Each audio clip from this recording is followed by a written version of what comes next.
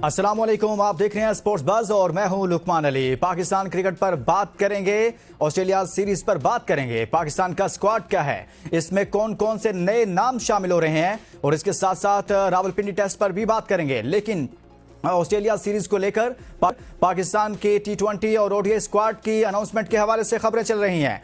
कुछ ही देर में, कुछ ही वक्त में नाम सामने आएंगे, लेकिन कहा यह जा रहा है कि बड़े पैमाने पर तब्दीलियां हो रही हैं। कुछ पुराने नाम जो काफी अरसे से टीम का हिस्सा थे, उनको रेस्ट दिया जाएगा, उनको ड्रॉप किया जाएगा और कुछ नए नाम सामने आ रहे हैं जिनको टीम में शामिल किया जाएगा। नए नामों में जो नाम सामने आ रहे हैं मैं आपके सामने रखता हूं। सुफियान मुकीम, इनको शामिल करने के हवाले से बात चल रही है। हसीबुल्ला, इनको शामिल करने के हवाले से बात चल रही है। दौरा ऑस्ट्रेलिया के लिए फैसल अकरम का नाम भी ज़ेरे गौर है।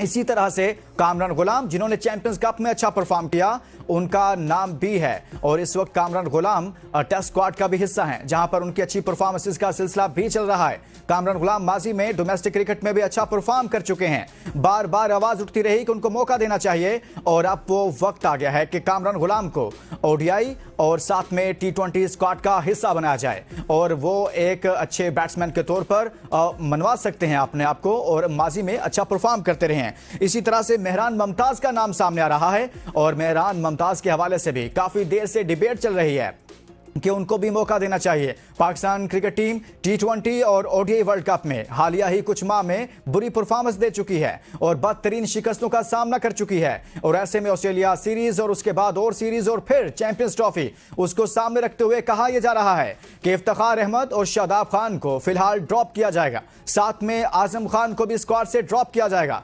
शादाब खान काफी लंबे अरसे से टीम के साथ मौजूद हैं। T20 स्क्वाड हो, शादाब खान उसका हिस्सा थे। परफॉर्मेंस अच्छी नहीं, लेकिन ओडीआई स्क्वाड का हिस्सा होते हैं। परफॉर्मेंस अच्छी नहीं होती, लेकिन वो एशिया कप के स्क्वाड का हिस्सा होते हैं। लेकिन अब कहा जा रहा है कि उनको रेस्ट दिया जाएगा और उसके बाद जो नए प्लेयर्स जिनके नाम मैंने आपके सामने रखे हैं उनको शामिल किया जाएगा।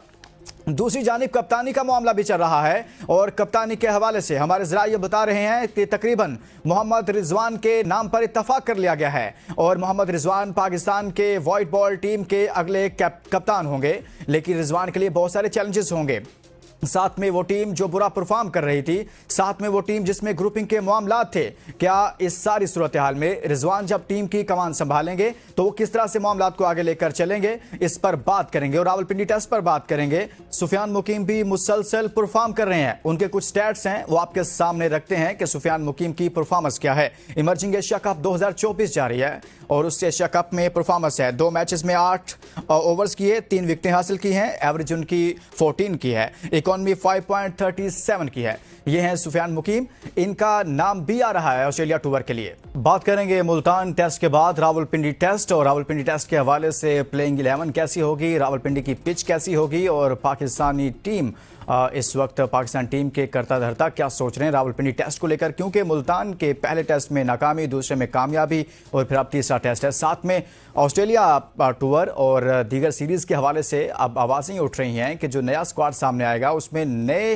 प्लेयर्स को मौका देने की बात हो रही है। कौन कौन से नए प्लेयर्स शामिल हैं और किन को ड्रॉप किया जा रहा है, इस तमाम तर सूरत हाल पर बात करने के लिए हमारे साथ मौजूद हैं साबिक टेस्ट क्रिकेटर, साबिक चीफ सेलेक्टर इकबाल कासिम साहब। अस्सलाम वालेकुम इकबाल कासिम साहब, सर कैसे हैं आप?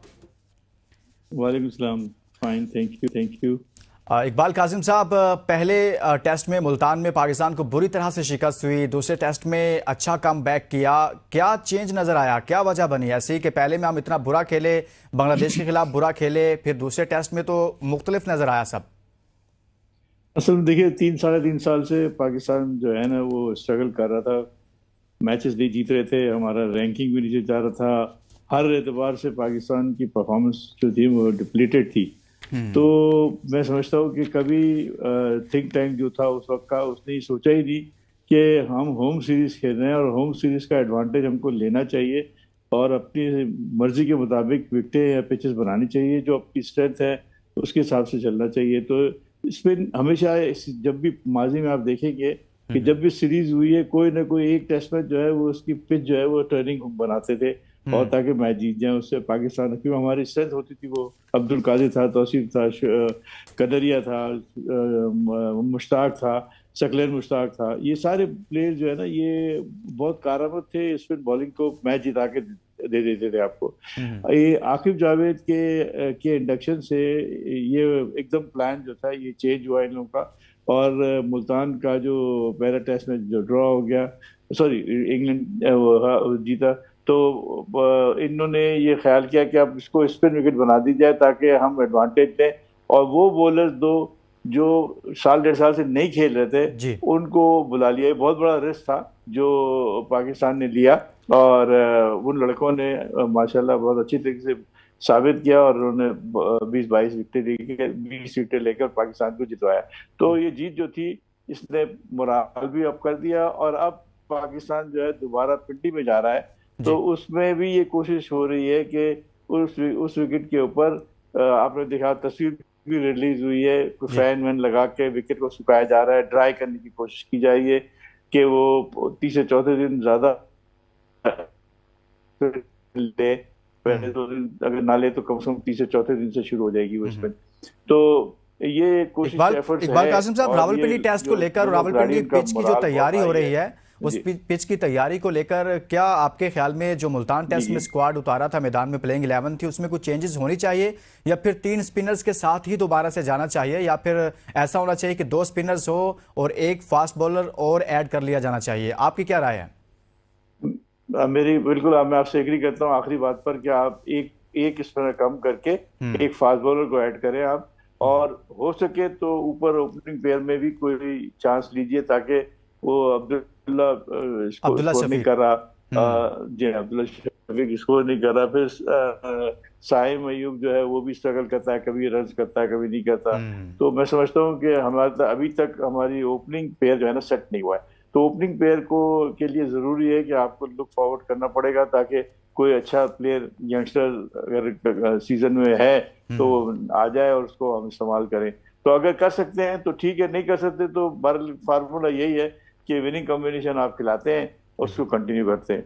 अच्छा सर, आप भी साबिक चीफ सेलेक्टर भी रहे हैं, आपकी मौजूदगी का फायदा उठाते हुए मैं ये जानना चाहता हूं कि अभी जो डिबेट चल रही है वो ये है कि आकिब जावेद साहब जब से आए हैं एक हिकमत अमली तब्दील की कि होम ग्राउंड में खेलना कैसे है, उसके नताइज मुस्बत आए।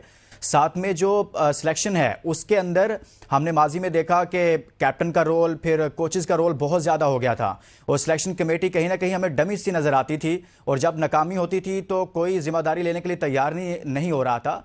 तो आकिब जावेद साहब कह रहे हैं कि कहीं से हमें खबरें आ रही हैं कि भाई कोचेस का रोल और कैप्टन का रोल इसमें से ख़त्म होना चाहिए, सिलेक्शन कमेटी को ही जिम्मेदार होना चाहिए चाहे कुछ भी सूरत हाल हो।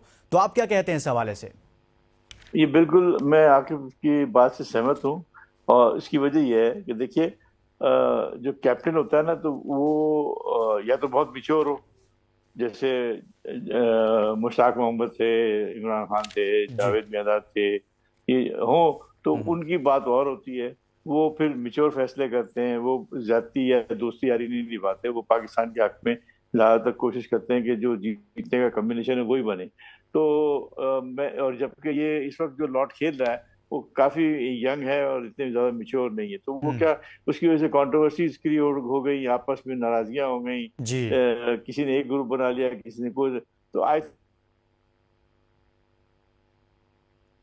सिलेक्शन कमेटी का पावर होना जरूरी है, और वो ही फैसले करे ताकि जो जिनके साथ जो सही कॉम्बिनेशन है वो खेले, ना कि दोस्ती यारी की वजह से आप कंटिन्यू लोगों को खिलाते रहे और ऑब्लाइज करते रहे। तो ये आई थिंक मैं तो फेवर में हूँ कि ये काम जो है ना, देखिए कोच जो फॉरेनर होता है ना वो कभी भी कैप्टन के अगेंस्ट नहीं जाएगा, ये आप मेरा तजुर्बा है सही। तो वो कप्तान से पहले मशावरत करेगा कि यार, वो कहेगा नहीं मुझे तो XYZ चाहिए, तो कहेगा अच्छा चलो ठीक है, तो वो भी वही सिलेक्शन कमेटी में जब बुलाते हैं हम तो वो हमारे सामने बैठ के दोनों एक ही बात कर रहे होते हैं, कोई अलग बात नहीं करता। जो कैप्टन कह रहा है वही कोच कह रहा है, जो कोच कह रहा है वही कप्तान कह रहा है, तो उसमें फिर क्या है कि थिंक टैंक्स का फायदा कोई नहीं है। तो आई थिंक आकिब जावेद को बिल्कुल आज़ादी होनी चाहिए, वो अपनी 15-16 की टीम अनाउंस करे, 11 खेलने के लिए, यस उसमें मुशावरत आप कर सकते हैं, उसमें मुशावरत कर सकते हैं, सही कह रहे हैं आप। इकबाल कासिम साहब हमारे साथ मौजूद हैं और हम बात कर रहे हैं पाकिस्तान क्रिकेट पर। एक ब्रेक के लिए कहा जा रहा है, ब्रेक के बाद वापस आएंगे तो मजीद बात करेंगे। Stay with us.